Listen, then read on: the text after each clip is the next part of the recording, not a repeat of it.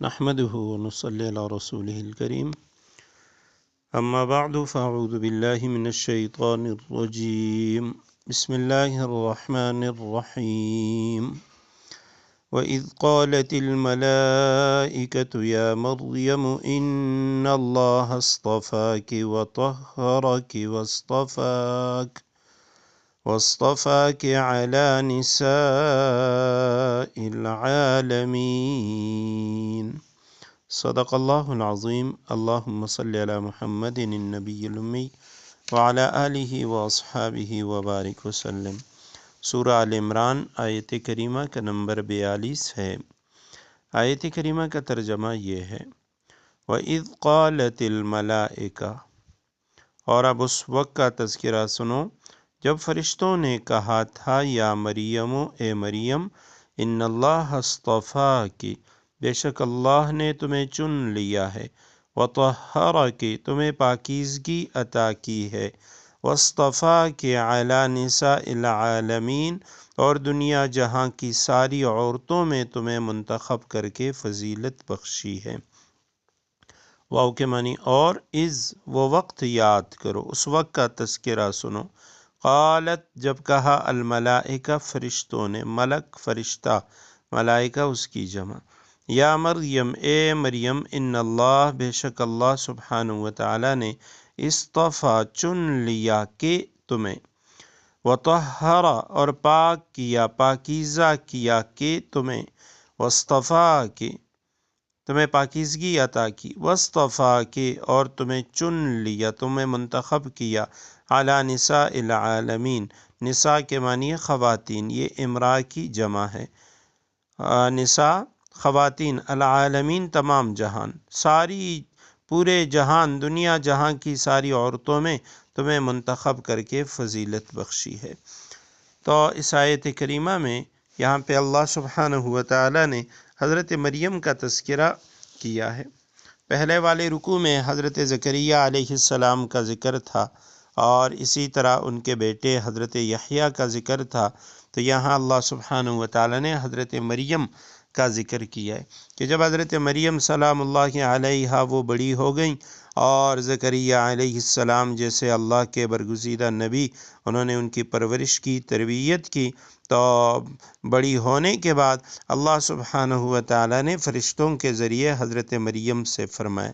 جبریل امین نے یا دیگر جو فرشتے ہیں انہوں نے کہا کہ مریم بے شک اللہ نے تمہارا انتخاب کیا ہے، اصطفیٰ کے اللہ نے تمہیں منتخب کیا، مقبول فرمایا، وطہرہ کے تمام ناپسندیدہ اخلاق اور افعال سے تمہیں پاک بنایا ہے۔ مقبول فرمانا یعنی ایک دو عورتوں کے اعتبار سے نہیں، بلکہ اس زمانے کی، واصطفیٰ کے علی نساء العالمین، تمام جہان کی خواتین کے اوپر تمہیں منتخب کیا ہے۔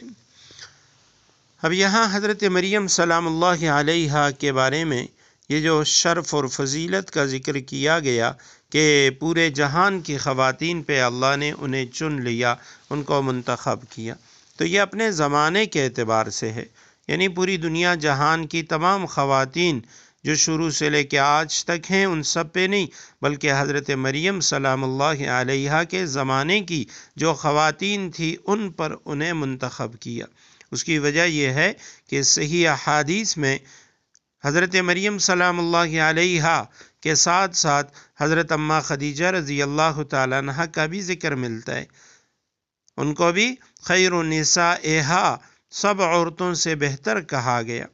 جبکہ ایک روایت میں ہے، یہ بخاری و مسلم کی روایت ہے کہ مردوں میں تو بہت سے کامل ہوئے ہیں، مگر عورتوں میں صرف آسیہ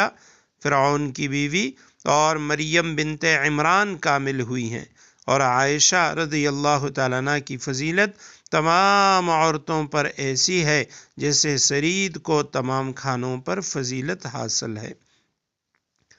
اور ترمذی کی روایت کے اندر حضرت اماں فاطمہ رضی اللہ تعالیٰ عنہ کا ذکر بھی ملتا ہے کہ اللہ سبحانہ وتعالی نے پوری دنیا جہان کی خواتین میں حضرت مریم سلام اللہ علیہا، حضرت خدیجہ، حضرت اماں عائشہ صدیقہ، حضرت فاطمہ، ان کا انتخاب کیا۔ خواتین میں یہی خواتین ہیں کہ جو کامل ہوئی ہیں۔ اور اخروی لحاظ سے حضرت فاطمہ رضی اللہ تعالی عنہا کو یہ فضیلت دی گئی ہے کہ سیدۃ نساء اہل الجنہ،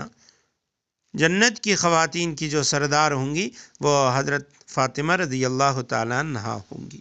تو دنیا میں کامل خواتین جو کچھ گزری ہیں ان میں حضرت آسیہ بھی ہے، اور حضرت اماں خدیجہ، حضرت مریم، حضرت فاطمہ رضوان اللہ تعالی علیہم اجمعین،